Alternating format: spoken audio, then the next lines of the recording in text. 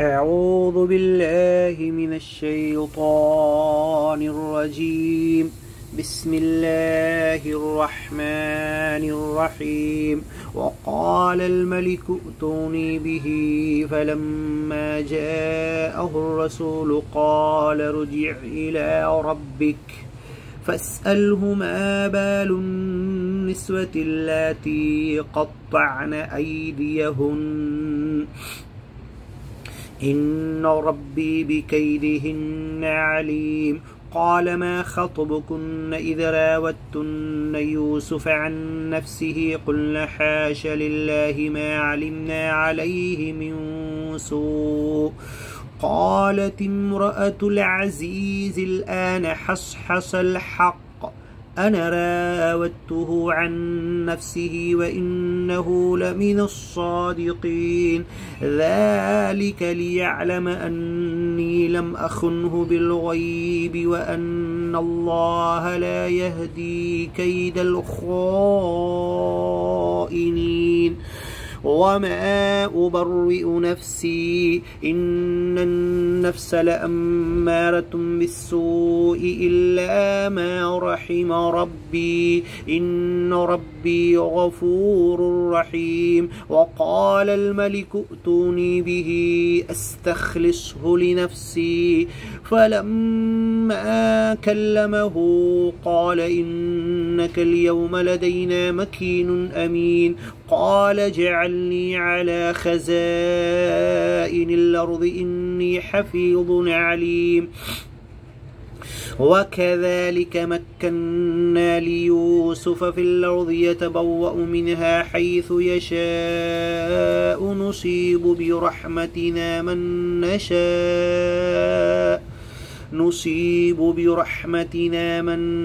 نشاء ولا نضيع أجر المحسنين. ولأجر الآخرة خير للذين آمنوا وكانوا يتقون. وجاء إخوة يوسف فدخلوا عليه فعرفهم وهم له منكرون. ولما جهزهم بجهازهم قال ائتوني بأخ لكم من أبيكم ألا ترون أني أوفي الكيل وأنا خير المنزلين. فإن لم تأتوني به فلا كيل لكم عندي ولا تقربون. قالوا سنراود عنه وباه وإنا لفاعلون. وقال لفتيانه جعلوا بضاعتهم في رحالهم لعلهم يعرفونها إذا انقلبوا إلى أهلهم لعلهم يرجعون. فلما رجعوا إلى أبيهم قالوا يا أبانا منع منا الكيل فأرسل معنا أخانا نكتل وإنا له لحافظون. قال هل آمنكم عليه إلا كما أمنتكم على أخيه من قبل فالله خير حافظا وهو أرحم الراحمين. فالله خير حافظا وهو أرحم الراحمين. ولما فتحوا متاعهم وجدوا بضاعتهم ردت إليهم قالوا يا أبانا ما نبغي هذه بضاعتنا ردت إلينا ونمير أهلنا ونحفظ أخانا ونزداد كيل بعير ذلك كيل يسير. قال لن أرسله معكم حتى تؤتون موثقا من الله لتأتونني به إلا أن يحاط بكم. فلما آتوه موثقهم قال الله على ما نقول وكيل. وقال يا بني لا تدخلوا من باب واحد وادخلوا من أبواب متفرقة وما أغني عنكم من الله من شيء إن الحكم إلا لله عليه توكلت عليه فليتوكل المتوكلون ولما دخلوا من حيث أمرهم أبوهم ما كان يغني عنهم من الله من شيء إلا حاجة في نفس يعقوب قضاها وإنه لذو علم لما علمناه ولكن أكثر الناس لا يشكرون ولما دخلوا على يوسف آوى إليه أخاه قال إني أنا أخوك فلا تبتئس بما كانوا يعملون فلما جهزهم بجهازهم جعل السقاية في رحل أخيه ثم أذن مؤذن أيتها العير إنكم لسارقون قالوا وأقبلوا عليهم ماذا تفقدون قالوا نفقد صواع الملك ولمن جاء به حمل بعير وأنا به زعيم قالوا تالله لقد علمتم ما جئنا لنفسد في الأرض وما كنا سارقين قالوا فما جزاؤه إن كنتم كاذبين قالوا جزاؤه من وجد في رحله فهو جزاؤه كذلك نجزي الظالمين فبدأ بأوعيتهم قبل وعاء أخيه ثم استخرجها من وعاء أخيه كذلك كدنا ليوسف ما كان ليأخذ أخاه في دين الملك إلا أن يشاء الله نرفع درجات من نشاء وفوق كل ذي علم عليم قالوا إن يسرق فقد سرق أخ له من قبل فأسرها يوسف في نفسه ولم يبدها لهم قال أنتم شر مكانا والله أعلم بما تصفون قالوا يا أيها العزيز إن له أبا شيخا كبيرا فخذ أحدنا مكانه إنا نراك من المحسنين قال معاذ الله أن نأخذ إلا من وجدنا متاعنا عنده إنا إذا لظالمون فلما استيئسوا منه خلصوا نجيا قال كبيرهم لم تعلموا أن أباكم قد أخذ عليكم موثقا من الله ومن قبل ما فرطتم في يوسف فلن نبرح الأرض حتى يأذن لي أبي أو يحكم الله لي وهو خير الحاكمين ارجعوا إلى أبيكم فقولوا يا أبانا إن ابنك سرق وما شهدنا إلا بما علمنا وما كنا للغيب حافظين واسأل القرية التي كنا فيها والعير التي أقبلنا فيها وإنا لصادقون قال بل سولت لكم أنفسكم أمرا فصبر جميل عسى الله أن يأتيني بهم جميعا إنه هو العليم الحكيم وتولى عنه وقال يا أسفا على يوسف وابيضت عيناه من الحزن فهو كظيم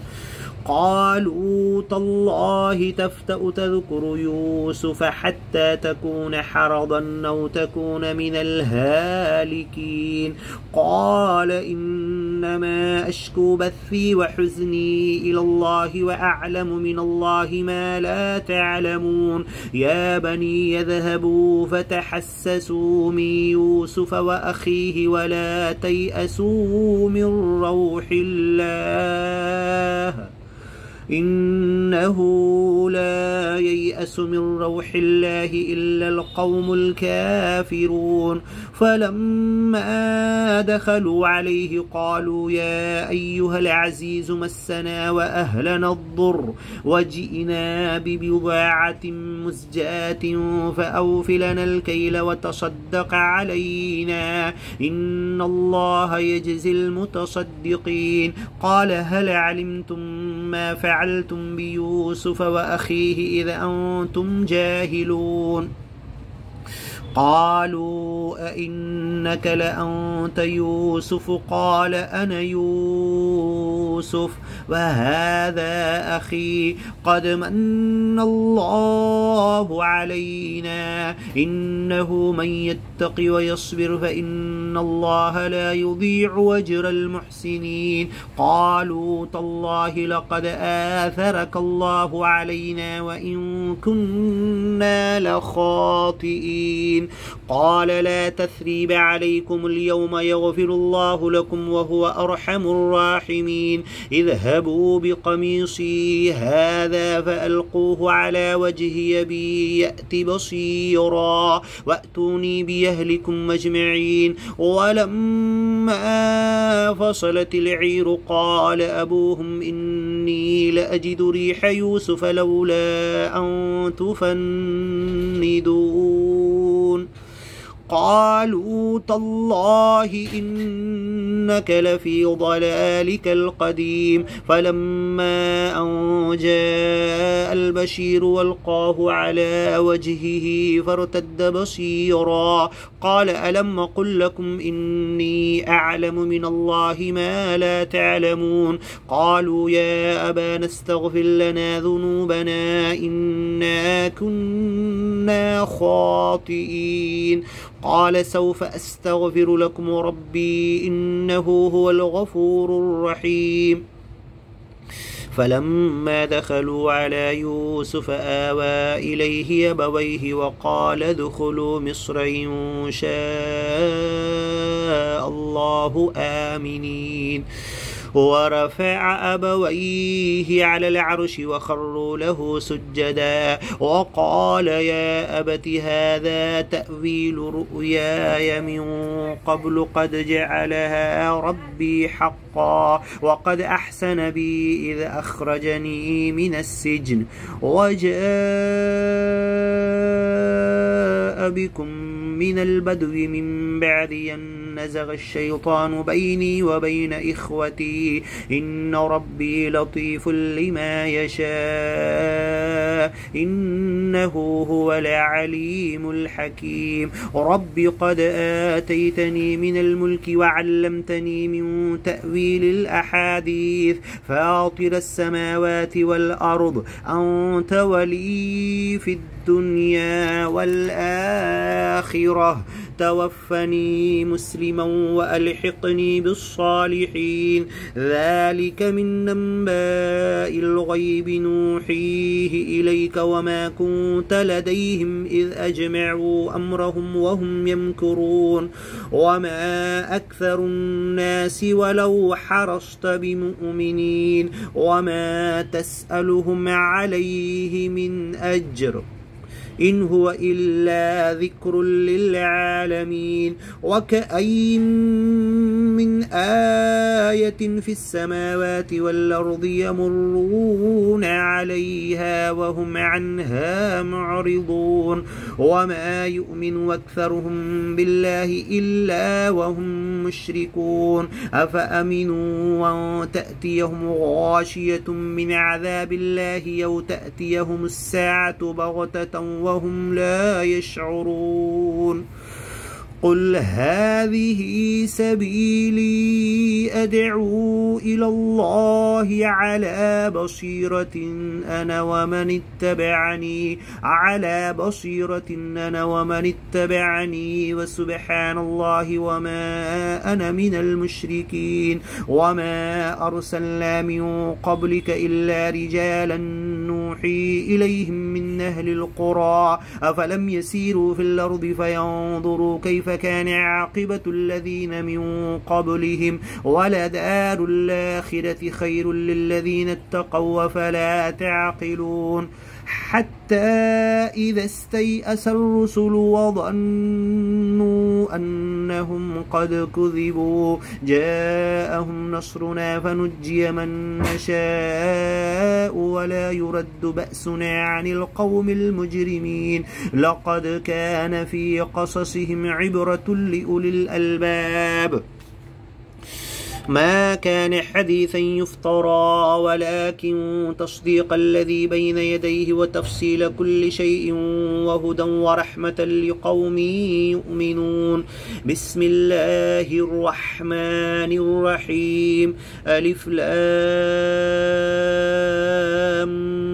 ميم را تلك آيات الكتاب والذي أنزل إليك من ربك لحق ولكن أكثر الناس لا يؤمنون الله الذي رفع السماوات بغير عمد ترونها ثم استوى على العرش وسخر الشمس والقمر كل يجري لأجل مسمى يدبر الأمر يفصل الآيات لعلكم بلقاء ربكم توقنون وهو الذي مد الأرض وجعل فيها رواسي وأنهارا ومن كل الثمرات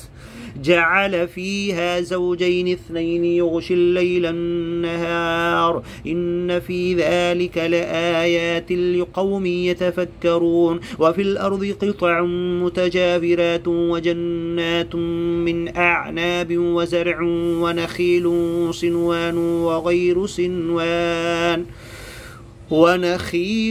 صنوان وغير صنوان يسقى بماء